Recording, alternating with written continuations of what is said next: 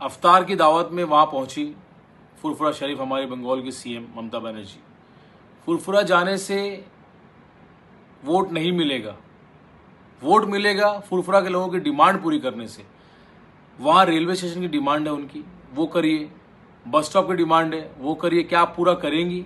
9 साल से पहले आप जब गई तो ये वादा किया था आपने, वो पूरा नहीं हुआ। फुरफुरा शरीफ के जो हमारे पीर साहब है, तोहा सिद्दीकी साहब, पीर साहब की औलादों में है तोहा सिद्दीकी साहब, उन्होंने स्टेटमेंट दिया ऑन रिकॉर्ड 3-4 दिन पहले कि फुरफुरा में एक भी काम नहीं हुआ।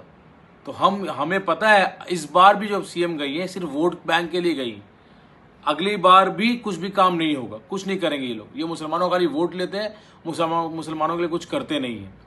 फुरफुरा शरीफ के हमारे दादा हुजूर अबू बकर सिद्दीक रहमतुल्लाह अलैह, हम उनकी इज्जत करते हैं और हम हमारे दिलों में उनके लिए बहुत मोहब्बत। हमारे बैरिस्टर असदुद्दीन ओवैसी साहब भी उनके वहाँ आस्थाने पर गए थे, वहाँ दुआ की उन्होंने।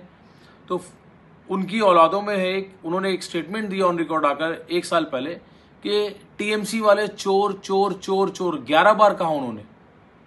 और उन्होंने ये भी कहा कि टीएमसी को अगर इंतकाल होता है तो हम फुरफुरा वाले उसकी जनाजे की नमाज नहीं पढ़ाएंगे। और आज आप बैठ के सीएम के बगल में अफ्तार कर रहे हैं, उनकी सरकार के लिए दुआ कर रहे हैं। इससे अफसोस की बात है कुछ, आपको समझना पड़ेगा कि आप किस आस्थाने से आते हैं।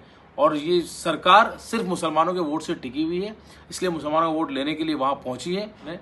बंगाल में मुसलमान असद साहब के साथ है और फुरफुरा के लोग असद साहब से मोहब्बत करते हैं। हमारे साथ बहुत से लोग वहाँ राब्ता में है और वो काम कर रहे हैं पार्टी का।